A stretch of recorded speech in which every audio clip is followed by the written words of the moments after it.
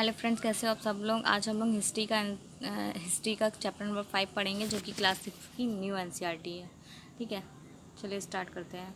कुछ लोग शासक कैसे बने। ठीक है, लगभग 50 वर्षों पहले हम लोग शासक का चुनाव मतदान के जरिए करते आ रहे हैं। लेकिन पहले के लोग शासक कैसे बनते थे, इसके लिए करीब 3000 साल पहले कुछ लोग बड़े बड़े यज्ञ का आयोजन करते थे। आयोजन करते थे और राजा के रूप में प्रतिष्ठित हो गए। ठीक है, अश्वमेध यज्ञ एक ऐसा आयोजन था जिसमें घोड़े को राजा के लोगों की देखरेख में स्वतंत्र विचरण के लिए छोड़ दिया जाता था, और जो राजा उसे रोकता था उससे अश्वमेध यज्ञ करने वाले राजा से लड़ाई करनी पड़ती थी, और घोड़े को अगर जाने दिया जाता था, इसका मतलब है कि जो राजा उसे जाने दे रहा है वह और जिसका घोड़ा है उसमें से सबसे ज़्यादा शक्तिशाली होता था, और राजाओं को यज्ञ में आमंत्रित करने के लिए किया जाता था। यह यज्ञ विशिष्ट पुरोहित द्वारा संपन्न किया जाता था। उन्हें उपहार सम्मानित किया जाता था। यज्ञ करने वाला राजा शक्तिशाली माना जाता था। आमंत्रित सभी राजा उसके लिए उपहार लाते थे। राजा का मुख्य स्थान राजसिंहासन होता था, जिसमें बाघ की खाल के एक विशेष आसन पर बिठाया जाता था। यह युद्ध क्षेत्र में राजा का सारथी उसका सहचर होता था, और यज्ञ के अवसर पर वह राजा की विजय और अन्य गुणों का गान करता था। राजा के सगे संबंधी, खासकर रानियों और पुत्र को भी छोटे छोटे अनुष्ठान करने होते थे, और सारे राजा को आमंत्रित राजाओं को काम सिर्फ बैठकर यज्ञ की पूरी प्रक्रिया को देखना होता था, और पुरोहित पवित्र जल के छिड़काव के साथ अन्य सभी अनुष्ठान को पूर्ण करते थे। विश्व अथवा वैश्य जैसे सामान्य लोग उपहार लाते थे। जिन्हें पुरोहित शूद्र मानते थे, उन्हें अनुष्ठान में बैठने की अनुमति नहीं होती थी।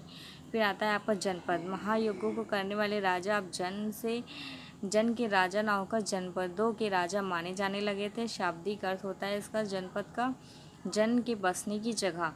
ठीक है, पुरातत्वविद ने इसी जनपदों की कई बस्तियों की खुदाई की, जैसे दिल्ली में पुराना किला, उत्तर प्रदेश में मेरठ के पास हस्तिनापुर, और एटा के पास अतरंजी खेड़ा इसमें प्रमुख है। खुदाई से पता चलता है कि लोग झोपड़ियों में रहते थे, मवेशी तथा अन्य जानवर पालते थे। गेहूँ, चावल, धान, जौ, गन्ना, तिल आदि फसलें उगाई जाती थी।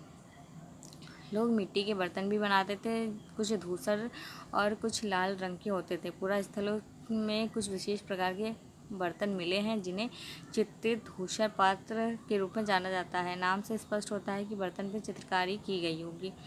यह आमतौर सरल रेखा और ज्यामितीय आकृतियों के रूप में है। जनपद, महाजनपद। करीब 2500 साल पहले कुछ जनपद अधिक महत्वपूर्ण हो गए थे, जिन्हें महाजनपद कहा जाने लगा।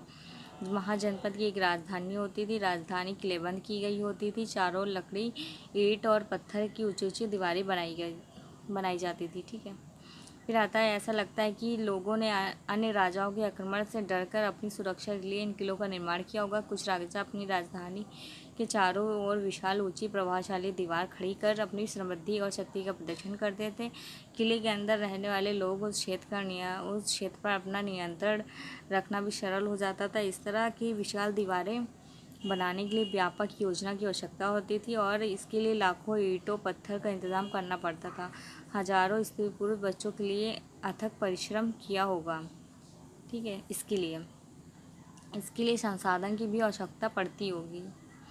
अब राजा सेना रखते थे, सिपाहियों को नियमित वेतन देते थे। कुछ भुगतान स्वतः आहत सिक्कों के रूप में भी होता था। फिर आता है कर। जनपदों के राजा विशाल किले बनवाते थे, बड़ी सेना रखते थे, प्रचुर संसाधन की आवश्यकता होती थी, कर्मचारियों की भी आवश्यकता होती थी। महाजनपद के राजा द्वारा समय समय पर लाए गए उपहारों पर निर्भर न रहकर अब टैक्स भी वसूलने लगे थे। टैक्स किस प्रकार के होते थे? फसलों पर लगाए जाते थे, कारीगरों के ऊपर लगाए जाते थे, पशुपालकों के जानवर या उनके उत्पादक के रूप में कर देना होता था, व्यापारियों को सामान पर कर देना होता था, अखेटत और संग्राहक को जंगल से प्राप्त वस्तुएं देनी होती थी। कृषि में भी परिवर्तन होने लगे थे। हल के फाल अब लोहे के होते थे, तो इससे उत्पादकता बढ़ी थी और फसलों की उपज भी बढ़ गई थी। धान के पौधों का रोपण शुरू हो गया था, यानी कि खेत में जो बीज छिड़क कर खेती होती थी, अब धान के पौधों को तैयार कर रोपण शुरू हो गया था, जिससे वहाँ पर धान की भी धान की उत्पादकता बढ़ गई थी और पौधे लंबे समय तक जीवित रहते थे।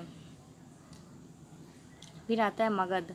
मगध 200 साल के भीतर मगध सबसे महत्वपूर्ण जनपद था। गंगा और सोन नदी जैसी नदियां मगध से होकर जाती थी। यातायात, जल वितरण, जमीन को उपजाऊ बनाने के लिए महत्वपूर्ण क्षेत्र था। मगध का हिस्सा जंगलों से भरा था। हाथियों की पकड़ वहाँ पर हाथियों की संख्या अधिक थी और उन्हें पकड़कर प्रशिक्षित कर सेना में काम पे लगाया गया था। यही नहीं, जंगल में घर, गाड़ियाँ, रथ बनाने के लिए लकड़ी का यूज़ किया गया था और इस क्षेत्र में लौह अयस्क की खदानें हैं। मजबूत औजार, हथियार बनाने के लिए भी इनका यूज़ किया गया था। मगध में 2 बहुत शक्तिशाली शासक बिंबिसार और अजातशत्रु हुए। अन्य जनपदों को जीतने के लिए ये हर संभव साधन को अपनाते थे। महापद्मनंद और एक महत्वपूर्ण शासक थे। इन्होंने अपने नियंत्रण का क्षेत्र इस महाद्वीप के उत्तर पश्चिमी भाग तक फैला लिया था। बिहार में राजगिरा, जो कि आधुनिक राजगीर है, कई सालों तक मगध की राजधानी बनी रही थी। बाद में पाटलिपुत्र यानी कि पटना को राजधानी बनाया गया था। 2300 साल पहले की बात है। मैसिडोनिया का राजा सिकंदर विश्व विजय करना चाहता था। पूरी तरह सफल न होने पर भी वह मिस्र और पश्चिमी एशिया के कुछ राज्यों को जीतता हुआ भारतीय उपमहाद्वीप में व्यास नदी के किनारे तक पहुंचा। उसने जब मगध की ओर कूच करना चाहा तो सिपाहियों ने इनकार कर दिया। वे इस बात से भयभीत थे कि भारत के शासकों के पास पैदल, रथ और हाथियों की बहुत बड़ी संख्या थी। फिर आता है वज्जी। वज्जी एक महत्वपूर्ण